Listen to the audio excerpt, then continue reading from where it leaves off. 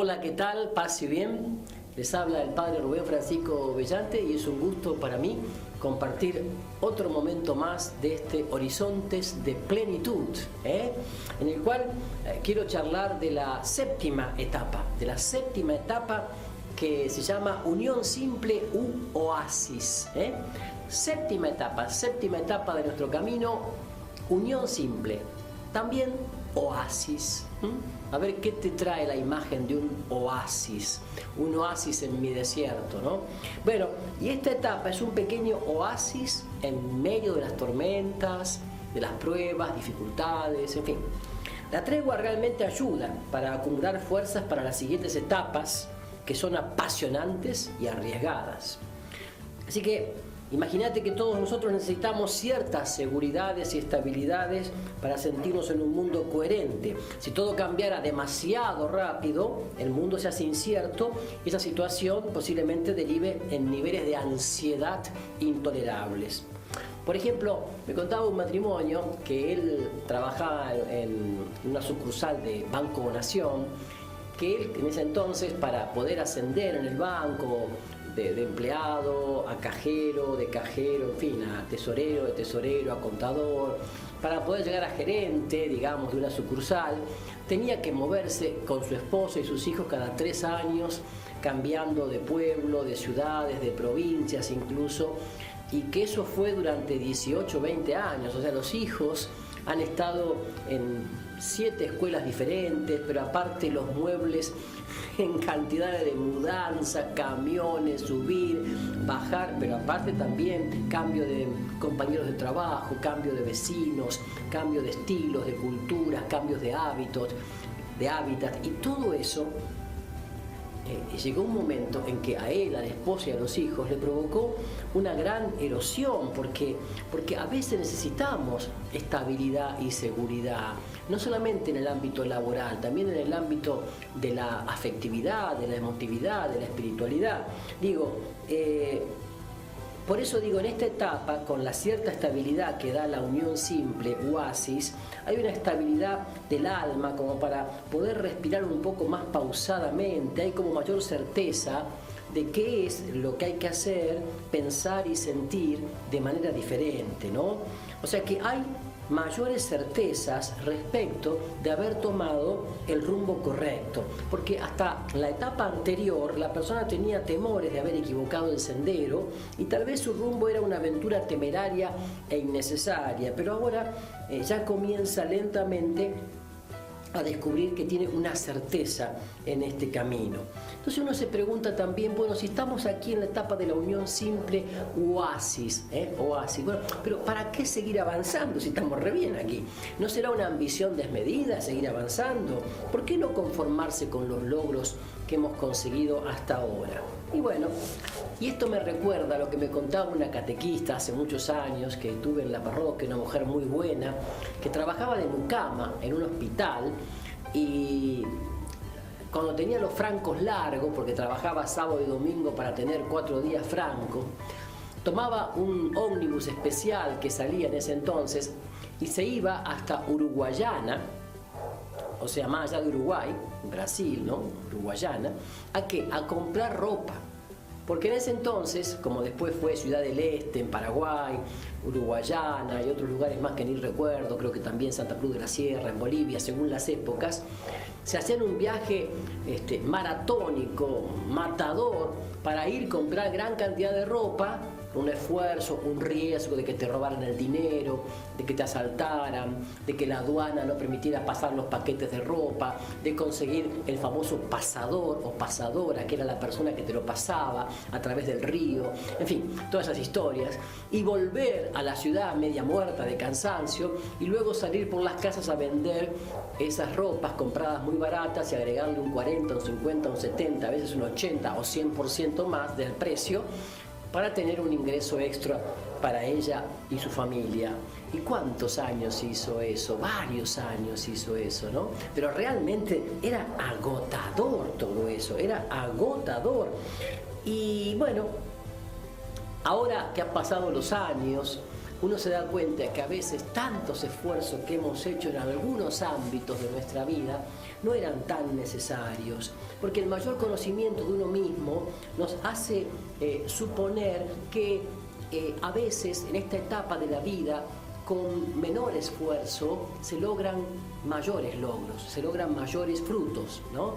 Y que uno, por ejemplo, quiere seguir formándose intelectualmente, pero ya no en un ámbito académico, sino a lo mejor en un conocimiento práctico, en el conocimiento sapiencial de la sabiduría, tomando modelos, mentores que me ayuden a crecer.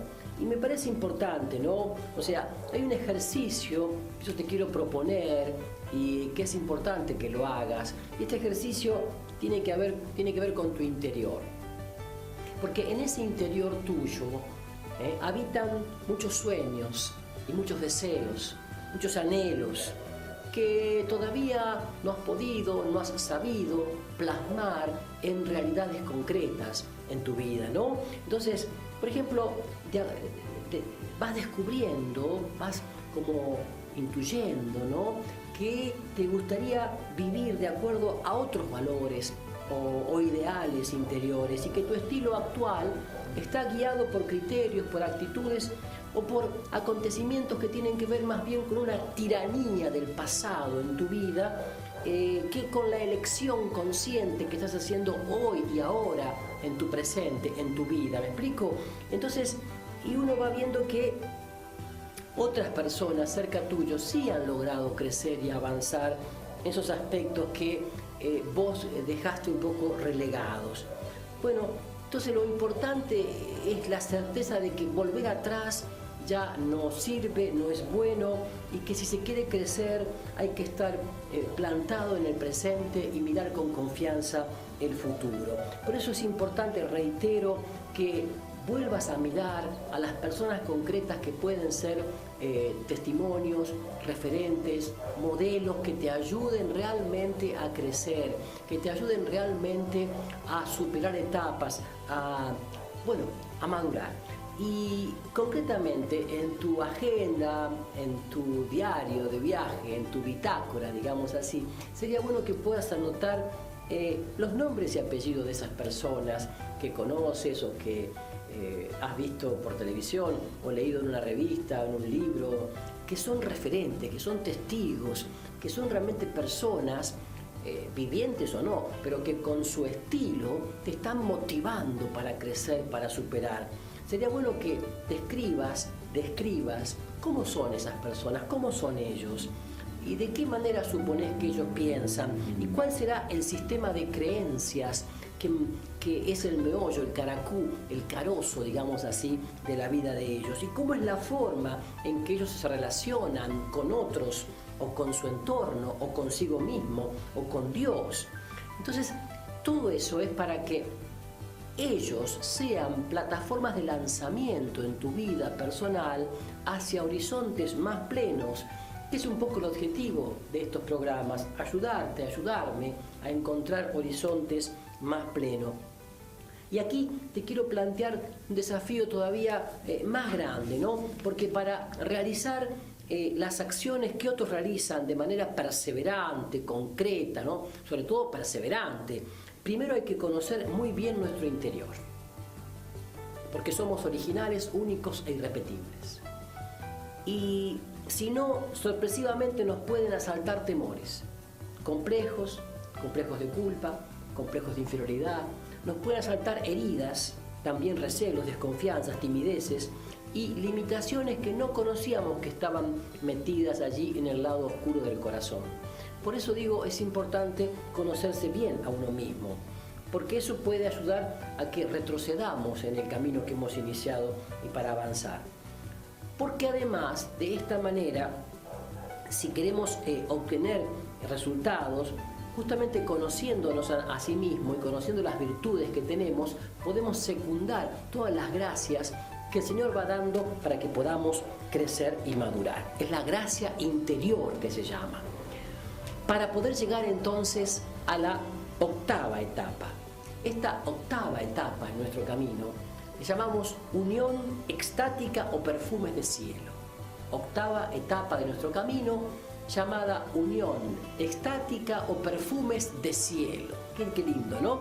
Esta es una de las etapas más significativas de todo el camino. Realmente es una de las etapas más significativas de todo el camino, porque hasta aquí fuimos viendo cómo la persona va dando pasos tenues para seguir creciendo en libertad, tanto en el ámbito espiritual como laboral, como afectivo, económico, relacional, en fin, en la calidad de vida y también en la parte, digamos, espiritual. Pero también notamos que en estas últimas etapas el acento no estaba puesto en el esfuerzo personal, sino paradójicamente en una mayor pasividad de la persona. Hablamos de la quietud, quedarse quieto. Pasividad que no es pasivismo, quietud que no es quietismo. Entonces, en el caso justamente de una mayor introspección, esta quietud nos lleva a producir más frutos de crecimiento. En esta etapa que estamos diciendo, la unión extática o perfumes de cielo, se da un salto tremendamente más significativo que en las etapas anteriores. Es que en primer lugar se comienza a vislumbrar, atención, ya no los defectos, sino las raíces de los defectos personales que antes estaban ocultas. Es como que se fueron descubriendo. Y también se comienza a observar y experimentar los tremendos dones, regalos, gracias y carismas que llevamos en nuestro interior y que no habíamos descubierto hasta ahora. También estaban cubiertos, estaban tapados. Y justamente en la sexta etapa, ¿se acuerdan? Se habían observado los defectos, o las limitaciones, o las debilidades. Pero en esta octava etapa se visualizan las raíces de esos defectos. Y esta observancia es el primer paso fundamental para poder extirpar esas raíces.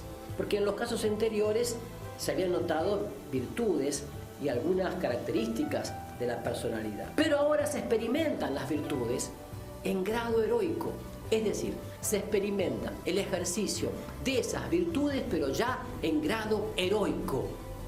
Sí, en grado heroico. ¿Qué quiere decir? Que se está viviendo esa virtud aún en medio de pruebas, oscuridades, presiones. Se están viviendo la virtud de la paciencia, de la caridad, del servicio, de lo que sea, de la fe, la esperanza, la caridad, en medio de las tormentas, en medio de las dificultades, en medio de las tempestades, en medio de las cruces, dolores y enfermedades. Se está de las críticas e incomprensiones. Se está ejerciendo las virtudes heroicas. Y esto es muy llamativo, ciertamente. Es que en esta etapa suelen suceder situaciones externas que la persona jamás buscaría por cuenta propia, que la colocan en una situación incomparablemente adecuada para conocer sus peores defectos o sus mejores y más admirables dones y virtudes. Así es, en esta etapa realmente pueden ocurrirnos cosas que nunca hubiésemos esperado, pero que son realmente usadas por el Señor para que nos conozcamos en profundidad, tanto en nuestras debilidades como en nuestras fortalezas, tanto en nuestros defectos como en nuestras virtudes. Y todo es gracia, y todo es gracia. Y estamos en la palma de la mano de nuestro Padre Dios Creador. Él nos lleva en la palma de nuestra mano, de su mano. Entonces, estas situaciones, digamos, causan a veces ciertos temores, ansiedades e incertidumbres, pero confianza, confianza, confianza. Nada te turbe, nada te espante. Nada te turbe, nada te espante. Dios no se muda. Quien a Dios tiene, todo lo alcanza. Solo Dios basta. Paciencia, confianza, abandono. Fíjense, yo recuerdo el testimonio de un hombre de 55 años, un gerente de una empresa bastante importante, que realmente hacía varios años que estaba en ese puesto gerencial, tenía un sueldo estupendo, tenía beneficios estupendos, viajes, etc. Y realmente, bueno, ya se pensaba como un hombre que iba a tener a los pocos años una jubilación magnífica, como para poder retirarse con dignidad y vivir el resto de la vida que Dios le iba a conceder con la familia, etc. O sea, ya estaba prácticamente ahí en lo que se dice la plenitud, ¿no? Pero era una empresa tan importante, una empresa con estabilidad, una empresa con jerarquía internacional, una empresa con un montón de empleados. Él, que había sido 20 años casi gerente, ¿no? ¿Quién? Respetado, ¿no es cierto?, por sus subalternos y respetado también por sus jefes superiores. ¿Quién iba a decir que ante una crisis mundial que hubo, a nivel mundial, económica, financiera, yo diría, la gran empresa quebró? Sí, sí. La empresa multinacional quebró en varios países y por supuesto cerró en Argentina. Y él, con 55 años, siendo un gerente, con un sueldo magnífico y un montón de beneficios, se vio de un día para el otro, como quien dice uno, entre comillas, en la calle. En nuestra vida nos pueden suceder cosas parecidas. Y allí es donde, como decimos en Argentina, se muestran los pingos en la cancha. Allí se ven de verdad los caballos en la cancha. En la cancha, en la pista de carreras. Claro, porque ¿cuál situación más extrema que esta? ¿No? ¿Y qué hago ahora? Y ya tengo 55 años. ¿Y qué voy a competir con un profesional de 30, 35? Que sabe más que yo, que conoce todo lo que es informática y los mercados y que habla perfectamente inglés y no sé cuántas cosas más. Y sin embargo, este hombre se dio cuenta que era una oportunidad maravillosa también para poder sacar fuera todo eso que en su interior había estado por años. Es decir, descubrir la riqueza mayor que era su mundo interior y tomar la situación con calma, con serenidad, con discernimiento, dialogando con su familia, comunicándose con sus amigos, con sus colegas, sobre todo quietud, saber esperar, no atolondrarse, discernir, reflexionar, sobre todo orar y buscar caminos y buscar horizontes más plenos. Y a propósito de esto, yo me acuerdo, cuando yo era jovencito, llegué a ser empleado de un banco también. Después entré al seminario. En ese entonces, ser empleado de un banco, yo les puedo decir que era, ¿cómo decir? Era la aspiración máxima de cualquier muchacho de mi edad, ser empleado de un banco. Banco Nación, Banco Provincial de Santa Fe, un banco cooperativo. Y así, en ese entonces, yo recuerdo, sobre todo en Banco Provincial, mucha gente entró a trabajar al banco.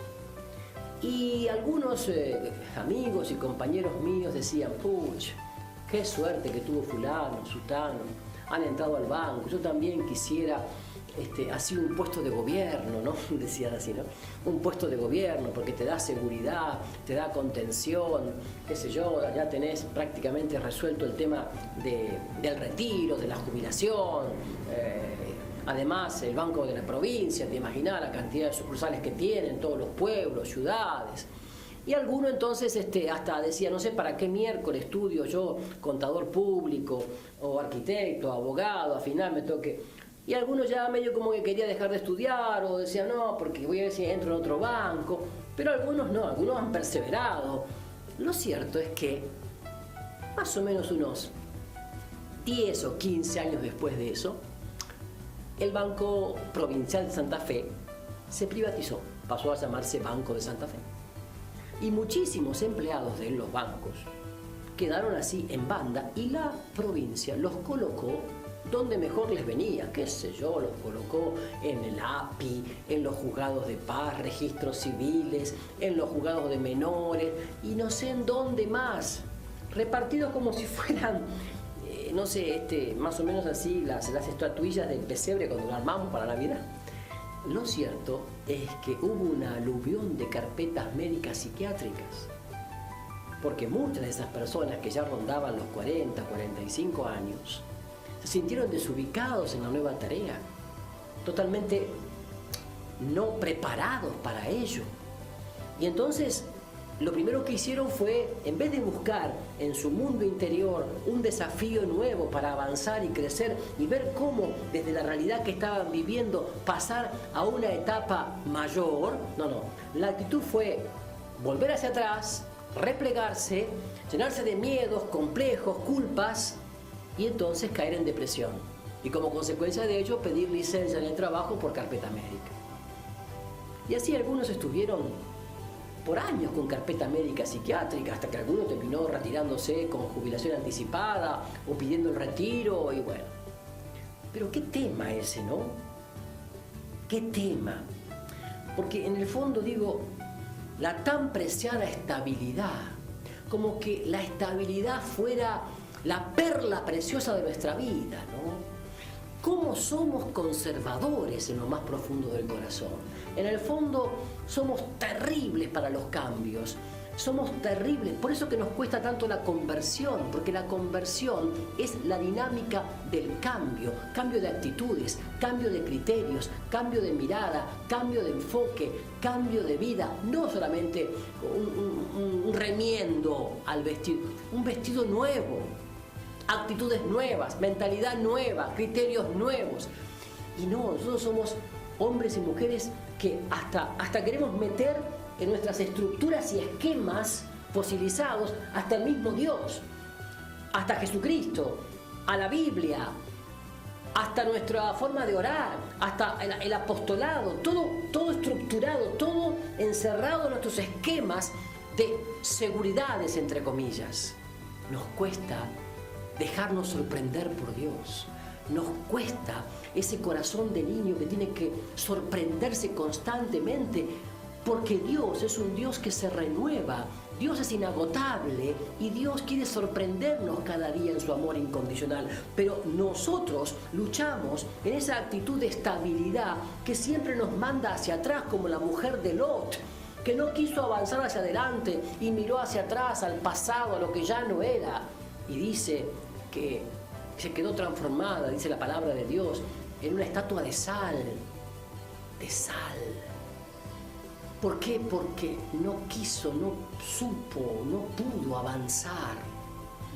Sabemos que en la vida de nuestra fe, detenerse es retroceder. Y muchas veces nosotros, buscando esa estabilidad, como decían una vez en el seminario, como yo estaba en el seminario, decía, no podemos hacerlo diferente porque siempre se hizo así. Una frase que se usa mucho en las parroquias, en los colegios católicos a veces, ¿no?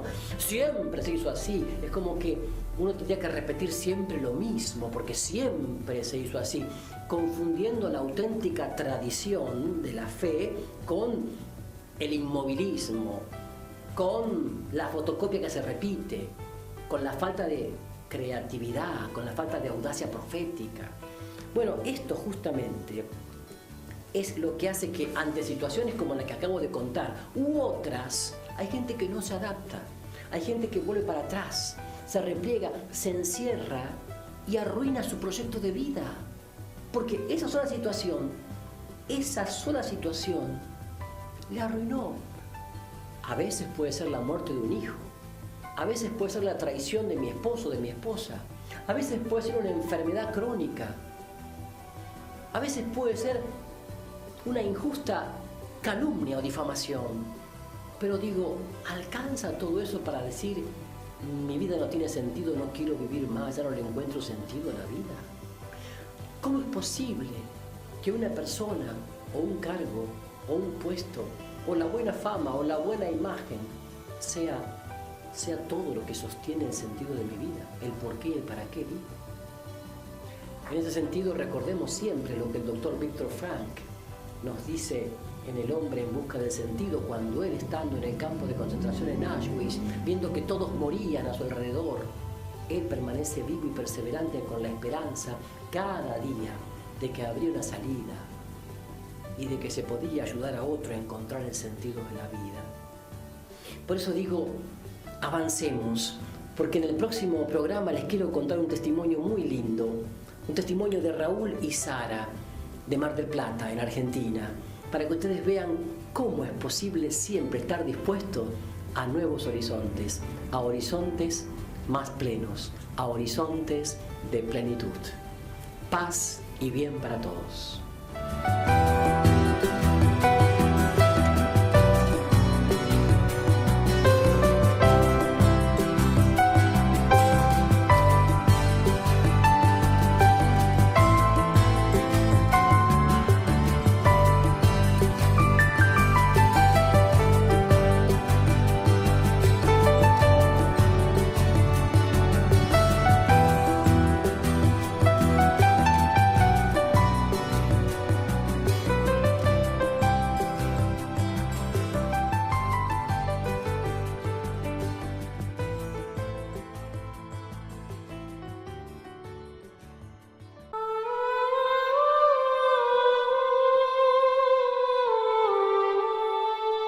Thank you.